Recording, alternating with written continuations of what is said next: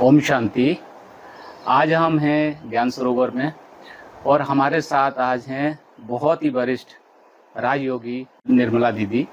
निर्मला दीदी ब्रह्म कुमारी संस्था के एशिया पैसिफिक की डायरेक्टर भी हैं और काफ़ी टाइम से ब्रह्म कुमारी संस्था से जुड़ी हुई हैं। तो आज हम दीदी से जानेंगे उनके कुछ मीठे अनुभव जो उन्होंने ब्रह्म कुमारी संस्था में या उनसे जुड़ने से पहले उनके बाद यहाँ पे उन्होंने संयोजित किए हैं। उनके अनुभव सीनियर दीदियों के साथ, दादियों के साथ, ब्रह्मा बाबा के साथ उनके जो मीठे मीठे अनुभव हैं, उनकी यादें हैं, वो आज हमारे साथ शेयर करेंगी। ओम शांति दीदी। ओम शांति। हमारा जन्म धार्मिक परिवार में हुआ था। मेरी माँ और दादी पक्के वैष्णव थे और हम भी उनके साथ मंदिर में सत्संग में जाते रहते थे। बम्बई में हमारा जन्म था तो रामचंद्र डोंगरे महाराज उस समय बहुत पॉपुलर थे। यदि छुट्टी होती थी तो हम 7 दिन कथा सुनने जाते थे। हम अपने लौकिक माँ बाप के साथ गोकुल, मथुरा वहाँ यात्रा पर भी जाते रहे। हमने MBBS डॉक्टर की परीक्षा पास की तो हमने अपने लौकिक पिता से कहा कि मैं या तो स्टडी करूँगी या तो शादी करूँगी, क्योंकि 52 में जब मैंने मैट्रिक पास किया तो उन्होंने लड़का ढूंढना शुरू कर दिया। तो जब मैंने कहा कि 2 में से एक मैं करूँगी, उन्होंने कहा भले स्टडी करो, क्योंकि उनकी भी इच्छा थी कि मैं डॉक्टर बनूं।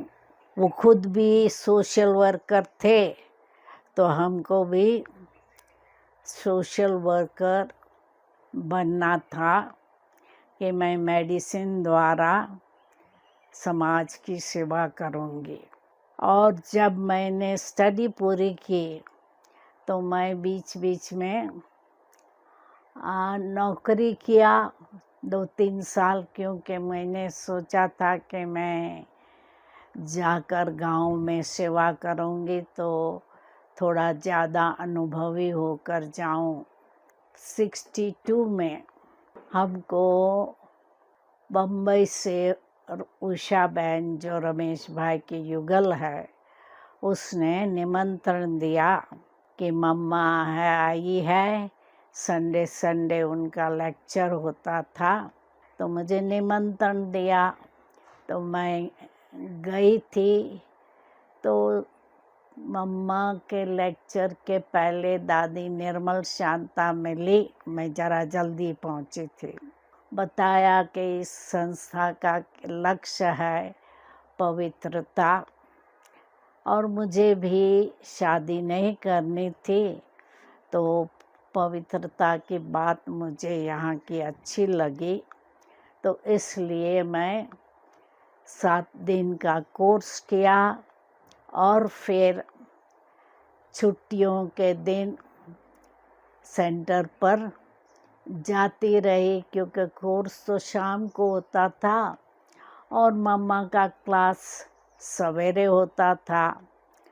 तो 7 दिन कोर्स करने के बाद मैं वीकेंड में जब छुट्टी होती थी तो सेंटर पर जाती थी और निर्मल शांता दादी ने हमारी पालना की।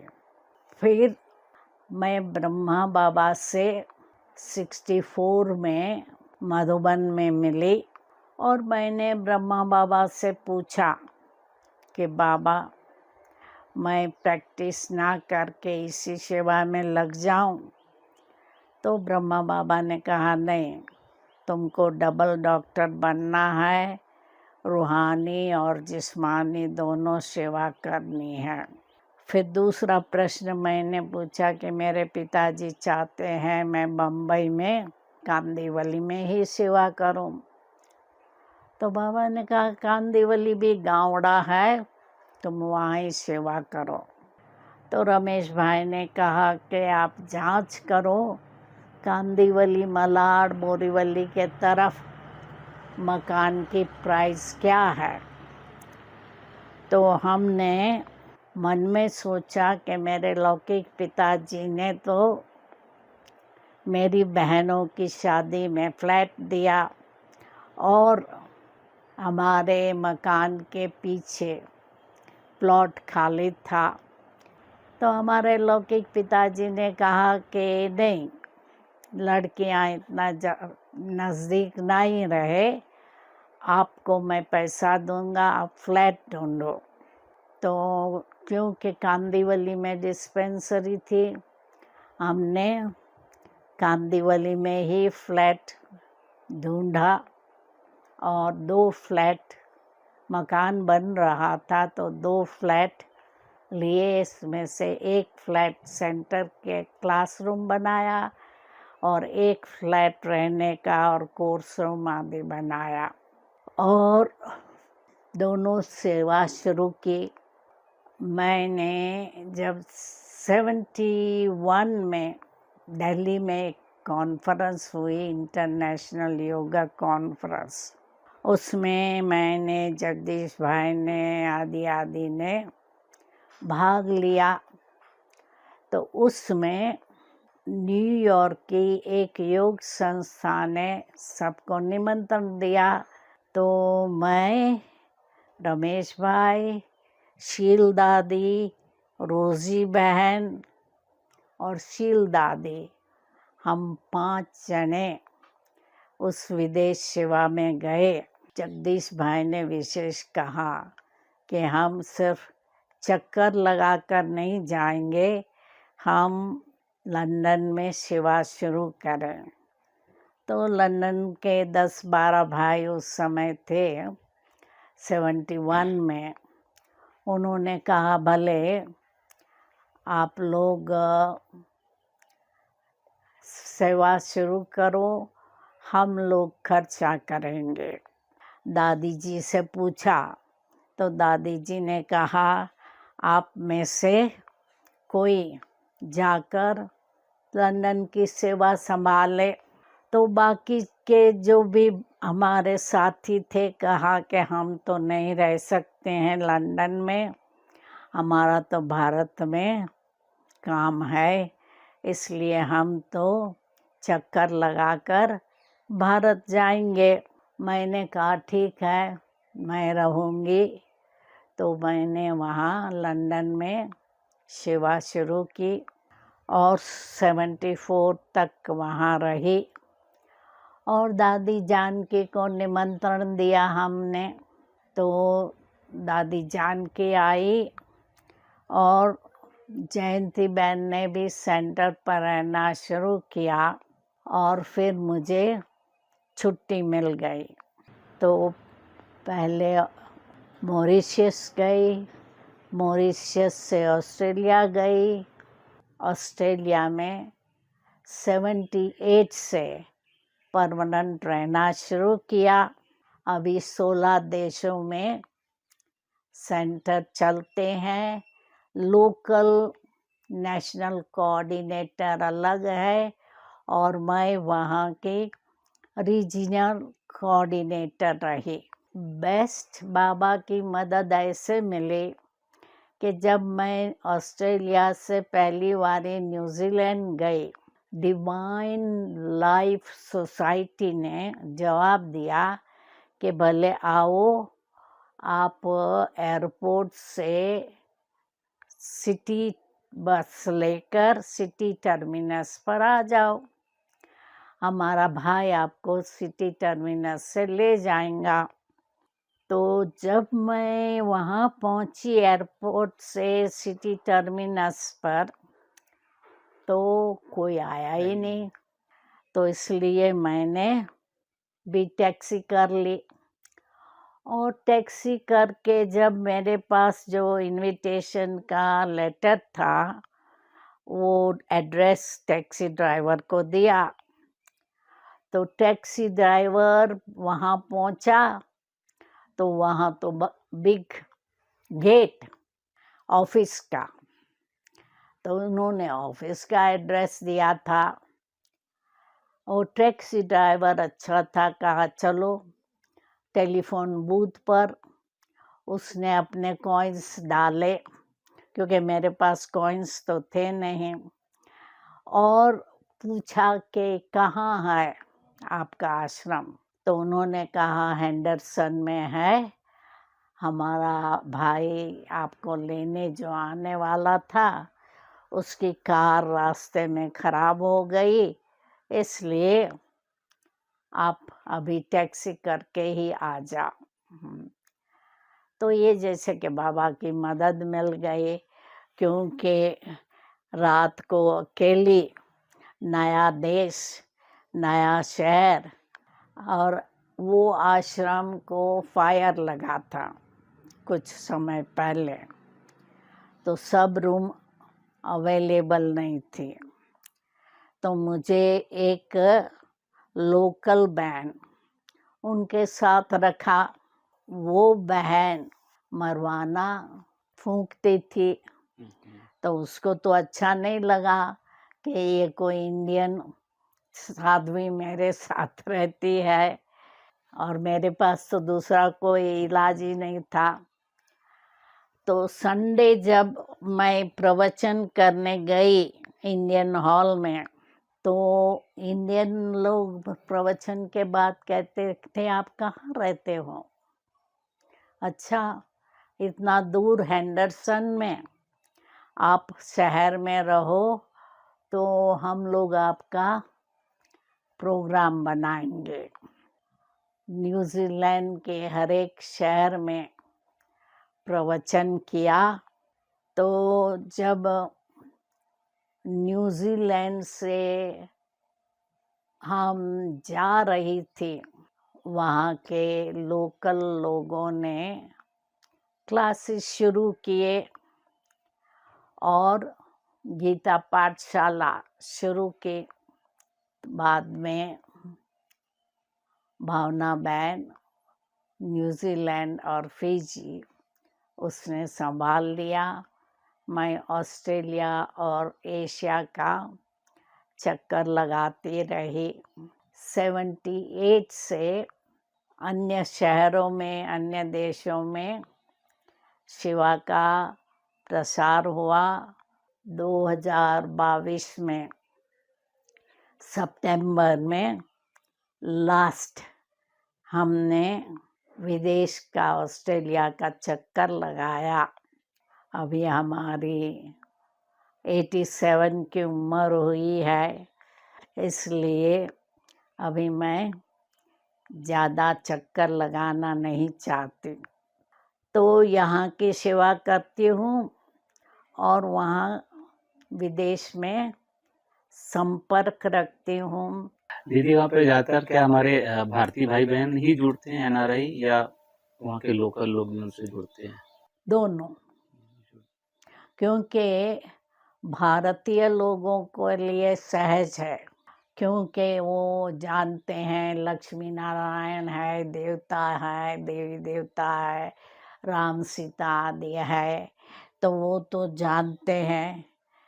थोड़े नए बन जाते हैं विदेशी एक देश में, तो वो अपने भाई बहनों को अपनी भाषा में, अपने कल्चर में समझा सकते हैं, और दिन प्रतिदिन वृद्धि होती जाती है। बीच बीच में जैसे क्रिश्चियन देश है और उन्होंने देखा चर्च बंद हो रही है और ब्रह्मा कुमारी आगे बढ़ रही है, तो यूरोप के फ्रांस है, जर्मनी है, उन्होंने चर्च वालों ने विरोध किया था, परंतु बाबा का कार्य चलता रहा और अभी वो विरोध नहीं है। यूके में तो बहुत वहाँ के लोकल भाई बहनों ने सेंटर शुरू किए हैं और सेवा चलाते हैं। अभी सब देशों में लोकल लोग सेवा चलाते हैं। जैसे एशिया पैसिफिक में 16 देश है, लोकल चलाते हैं। आप सेवा दे रहे हैं फॉरेनर्स लोग को, जिसको हम लोग डबल फॉरेनर्स बोलते हैं यहाँ पर। यहाँ पे हमने बहुत सारे लोगों के जीवन बदलाव देखा, जिन्होंने आध्यात्मिक ज्ञान को अर्जित किया, अर्पण किया, बाबा को अपने आप को समर्पित किया। तो ऐसा आपने वहाँ पे देखा कि लोग डेडिकेटली इसमें समर्पित हो गए हों, उन्होंने अपने आप को पूर्ण रूप से बदल दिया हो? सब पूर्ण रूप से बदलते। विदेशियों की ये विशेषता है कि जब वो मान लेते हैं तो टाइम नहीं लगाते, सेवा में लग जाते हैं, समर्पित हो जाते हैं, अपना खान पान रहन सहन सब बदल लेते हैं। लंदन में हमारे पास एक भाई आया था, एक मास हुआ होगा। मैंने पूछा तुम रेस्टोरेंट में जाते हो, वेजिटेरियन खाते हो वहाँ? कहा बहन जी कैसे बात करती है, वहाँ का वाइब्रेशन कैसा होता है। तो वो पूरी तरह से छोड़ दिया। खाना बदल दिया। ऑस्ट्रेलिया में एक भाई कोर्स करने आता था, 10 बजे आता था कोर्स करने, 9 बजे उठता था। और 7 दिन के बाद मुझे पूछा कि अब क्या आगे। हमने कहा हमारा क्लास मेडिटेशन 5:30 शुरू होता है, 6 बजे प्रवचन शुरू होता है। तो 8वें दिन से 5:30 आना शुरू कर दिया। तो वहाँ ऐसे है कि जो बात एक बार समझ ली फिर पालन करने में उन्हों को देरी नहीं लगती।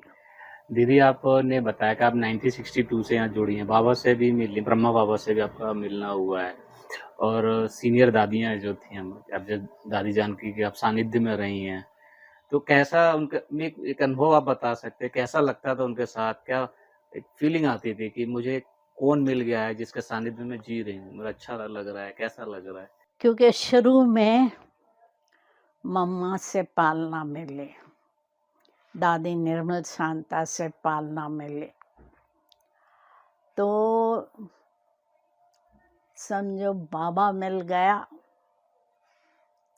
बाबा ने जो कहा सब ठीक है। क्योंकि जब हमने संस्था की हिस्ट्री सुनी, कैसे शिव बाबा की मदद रही, तो हमने कहा ये तो भगवान है, जो भगवान कहते हैं सच है। सबकी पालना मिली।